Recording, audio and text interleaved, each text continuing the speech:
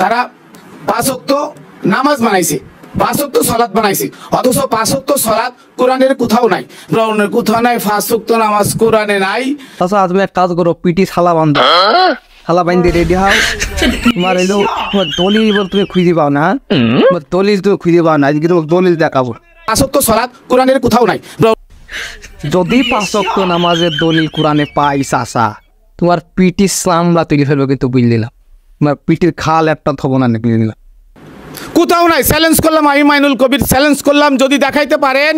Challenge করো আর যাই করো, বুঝেছো, পিটির খাল কিন্তু থাকতেন, বুঝলে। মসজিদ বানাই, নামাজের আগে আজান দেয়, কোরআনে নাই, কোরআনের কোথাও নাই। চ্যালেঞ্জ করলাম যে নামাজের আগে আজান, কোরআনের কোথাও নাই।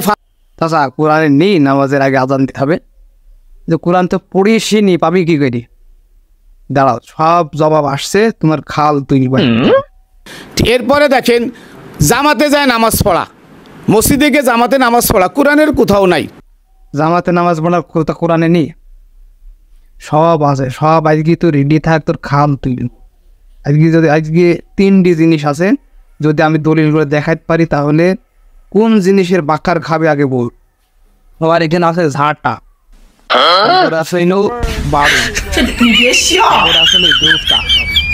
এখন তুমি যেইটির বাকার খাবা তুমি আগে একটু বুঝিয়ে দাও, যদি দলিল দেখাতে পারি তাহলে কোনটার বাকার খাবা, ঝাঁটা, বাড়ুন আর জুতা, বল তুমি নিজ লোকই বলো। কোথাও নাই। চ্যালেঞ্জ করলাম, আমি মাইনুল কবির চ্যালেঞ্জ করলাম, যদি দেখাইতে পারেন কোরআনে আলিফ লাম থেকে নাস পর্যন্ত, আমাকে জুতা মারবেন, আমি জুতা মারা খাবো। আচ্ছা ঠিক আছে, তোমাকে জুতার বাড়ি দেওয়া হবে, দলিল দেখাও তোমাকে, তুমি রেডি হও, দলিল ধরো, আর জুতোর বাড়ি খাওয়ার জন্য রেডি হও। চলুন দর্শক বন্ধুরা, আমরা দেখে আসি যে 5 ওয়াক্ত নামাজের কথা কোরআনে আছে নাকি নেই। পবিত্র কোরআনের সূরা হুদের 114 নম্বর আয়াত আল্লাহ তাআলা বলছেন, ওয়াকিমিস সলাতা তরফাই নাহারি ওয়া যুলাফাম মিনাল লাইল, তোমরা দিনের 2 অংশে নামাজ আদায় করো। দিনের 2 অংশ, দিনের শুরু ফজর এবং দিনের শেষ মাগরিব। আল্লাহ তাআলা এই আয়াত দ্বারা ফজর এবং মাগরিবের নামাজ পড়ার জন্য আদেশ দিয়েছেন।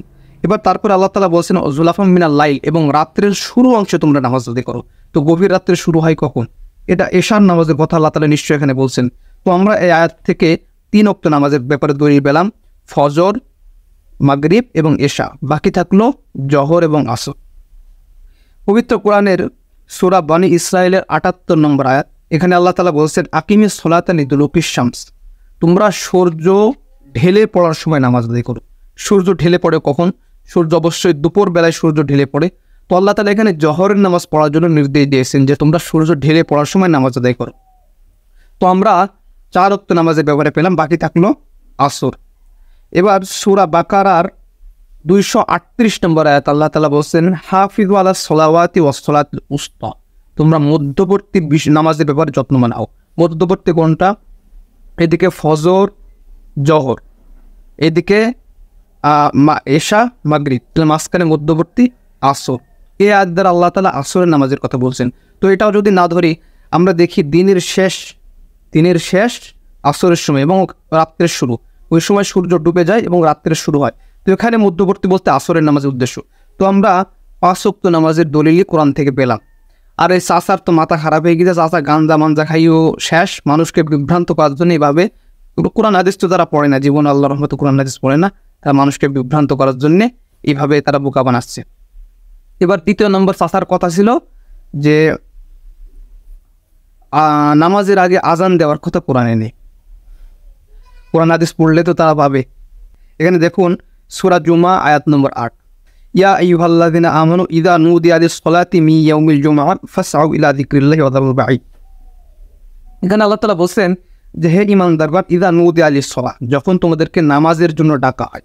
নামাজের জন্য ডাকা হয় কিভাবে? আজানের মাধ্যমে তো নামাজের জন্য ডাকা হয়। তো এখানে আজানের উদ্দেশ্য যে তোমাদেরকে যখন নামাজের জন্য ডাকা হয় মিন ইয়াউমিল জুমআহ, জুমার নামাজে, ফাসআউ ইলা যিকরিল্লাহি ওয়া যারুল বাঈ, তখন তোমরা বেচা কেনা বর্জন করো, এটাই তোমাদের জন্য সর্বোত্তম, যদি তোমরা তা জানতে।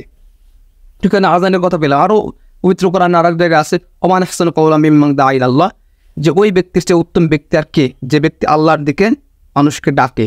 তো মুফাসসিরিন ইকরাম বলছেন এখানে মুয়াজ্জিন উদ্দেশ্য। তো আজানের কথা তো কোরআনে আছে, ওই বোকারা বলদরা তো কোরআন পড়ে না, চাচা তো গাঞ্জা মঞ্জা খাই মনে হয় শেষ বয়সে এসে এভাবে মানুষকে বিভ্রান্ত ছড়াচ্ছে। এরপর আমাদের চাচার তৃতীয় প্রশ্ন ছিল যে জামাতে নামাজ পড়তে হবে, কোরআনে নেই। এভাবে মসজিদে নামাজ পড়তে হবে কোরআনে নেই। জামাতে নামাজ পড়ার কথা কোরআনে আসে নাকি না আমরা দেখে আসি, তারপরে আমাদের চাচাকে সাঁটাবো, পিটির বাকলা তুলব।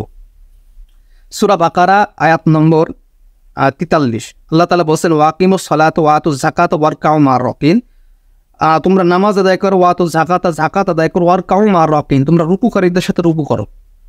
রুকুকারীদের সাথে রুকু করো মানে এখানে জামাতে নামাজের উদ্দেশ্য বলা হয়েছে। তো ওই বলচ্ছন্ন তাতা ওরা তো কোরআন শরীফ পড়ে না পড়ে মানুষকে বিভ্রান্ত সরানোর জন্য এভাবে মানুষকে বোকা বানাচ্ছে। জানি আল্লাহ তাআলা এদেরকে কবে হিদায়াত দান করবে।